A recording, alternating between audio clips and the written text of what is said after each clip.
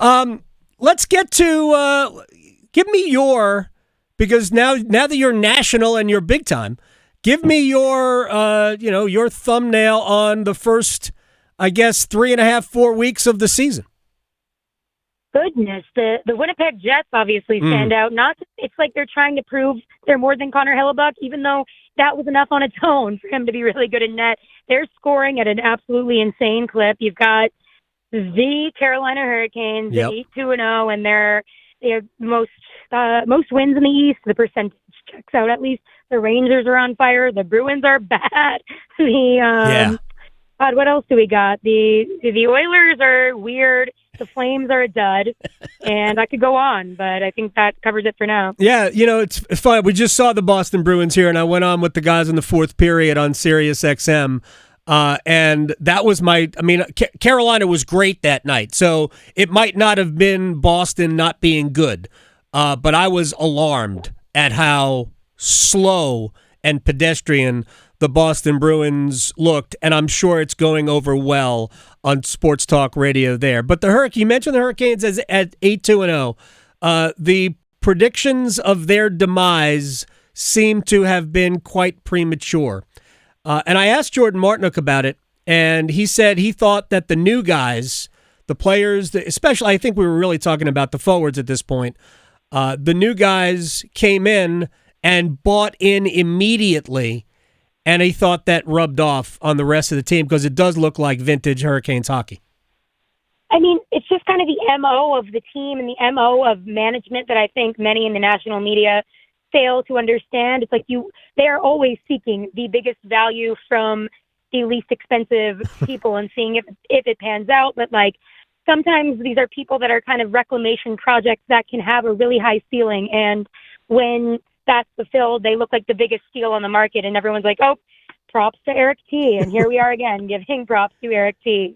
Yeah, no, and Jack Roslovic, who has 6 goals. Now, I don't anticipate Jack's going to get, 45, 50 goals this year. His career high, I think, is 22. But if he approached 25 goals, that would be it's like finding a $50 bill on the sidewalk for most people. But I think, because Martin Necas is off to this great start, I actually don't know that Eric Robinson isn't a big part of that start. Here's a guy they're paying $950,000 to on a 1-year deal, and I think he has been an incredible part of that line taking off. Absolutely, and it's always like when somebody graduates, like your Seth Jarvis, who was making not that much money on his ELC. Now he's graduated to the big contract. It's like somebody else has to step up for this Canes team to work. And you look at it like this, you assume people with high PDOs are going to regress, and the Hurricanes are, sorry, there's a situation going on. It's apparently right so. I hope they're not coming after you. The Hurricanes have the number 19 PDO in the league right now, which for the uninitiated is the combination save percentage and shooting percentage. So they're genuinely good with the underlying numbers, and it looks like they're going to have sustainable success because it's kind of up and down with the lineup. But also you got Jarvis and Necas, the players that need to be productive on. You got a good power play too. Everything's kind of even right now. So somebody like Eric Robinson would be thriving in a situation like that. He has played great, and one of the things that I have noticed about him is that, one of the things that Andrei Svechnikov is really good at in retrieving pucks, Eric Robinson seems ideally suited to do that and is performing that role on that line. I know in the newsletter, the Civ Report, you wrote about Martin Necas, who I'm telling you, I think is poised for a crazy good season. He is motivated, and I don't think it's motivated in the wrong way. He is self-motivated to be great. What are you writing about when you're writing about Marty? First of all, if you're saying that, I know it's legit, and I think it's because of some of the trials and tribulations he's had. Maybe he hadn't been mentally ready for a few years, and now it's like a good what I'm writing about right now is how this is the perfect opportunity for him, and how many on the outside looked at this roster and said, oh, the Hurricanes are going to take a downswing. But he looked at it and said, oh, finally I'm going to get some minutes. Finally, I'm going to be able to have the time and space that I need. Like, he plays like the magician. I'm not going to call him the magician, but I'm going to say that's his style of play with creating plays. And it's like you look at his assists this year, and they are so – he's not pretending to be somebody he's not, but he has matured. And consider that he's only 25 years old. And I think it's just maybe because I'm getting older and I turned 30, I'm looking at a Jack Hughes, and it took him a few years. I'm looking at Alexis Lafreniere. These guys, it's okay to take a few years to round out to the player that we're expecting you to be. And I do think with Rod Brind'amour's help and with kind of the hardships he's gone through, he's ready to have this position. You know, I asked Jordan, I had obviously a very fruitful conversation with Jordan Martinook, apparently.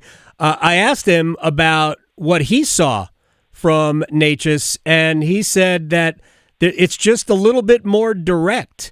You know, Necas, the 2 assists he had in the game against Washington were, I think, perfect examples of a different Necas, where he could have skated with the puck, which he used to do all the time. And it's breathtaking to watch him skate because nobody can catch him. But he just made 2 simple plays, and they both led to Orlov goals. I mean, directly. I mean, primary assist on both goals. To me, they were better than his goal in the game, which was a beautiful forehand, backhand upstairs over Lindgren. But I thought the 2 assists were more indicative of why Necas has taken his game to a good level.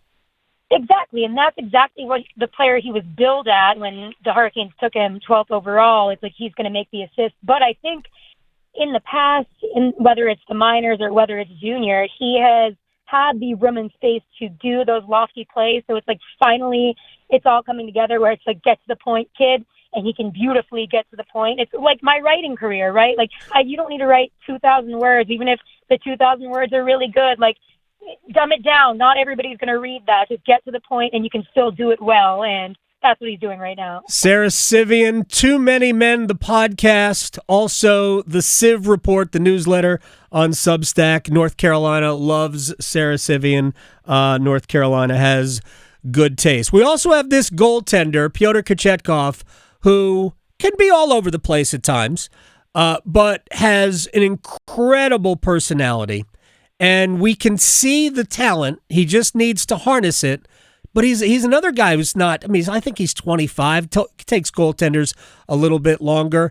He actually said, and other people have, I think Eric Tulsky said it on NHL Network, that he's ready to take the torch from Frederik Andersen.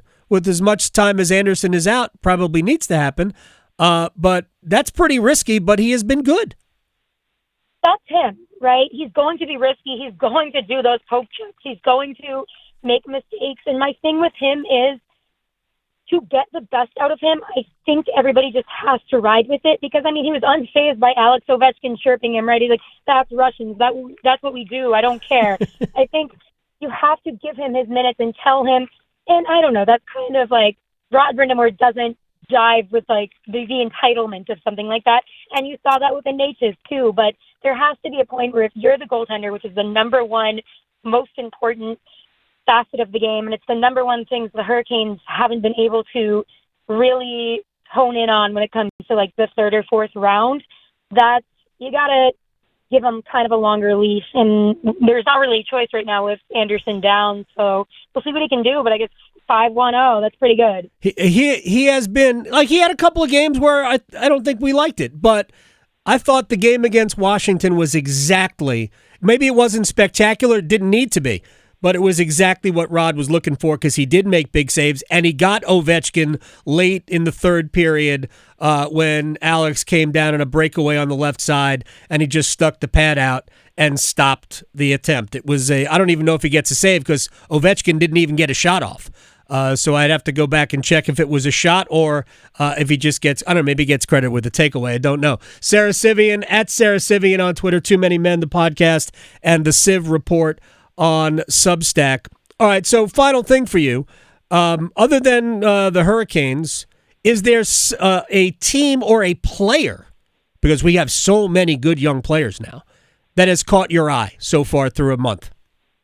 I think Alexis Lafreniere of the Rangers, it's just like Necas, where you're like, that's exactly what we've been waiting on for these players for years. And when they do it, it feels so satisfying and it really rounds up the team. I mean, the Rangers are always going to have kind of sustainability issues if Igor isn't the best player on the ice, so that's kind of a struggle. But I've really enjoyed that. I think I'm high on the Anaheim Ducks, even though they're starting to already regress. I think Lucas Dostal in net is really young, and he's shown really enticing ability. He's been great on all the whatever they say about the moneypuck.com analytics. I think, who else? I mean, I'm trying to think more Western in my brain, but nothing's really coming to mind there. Yeah, but the Hurricanes are just out west. They just wiped the floor with all of them. That's not a big deal.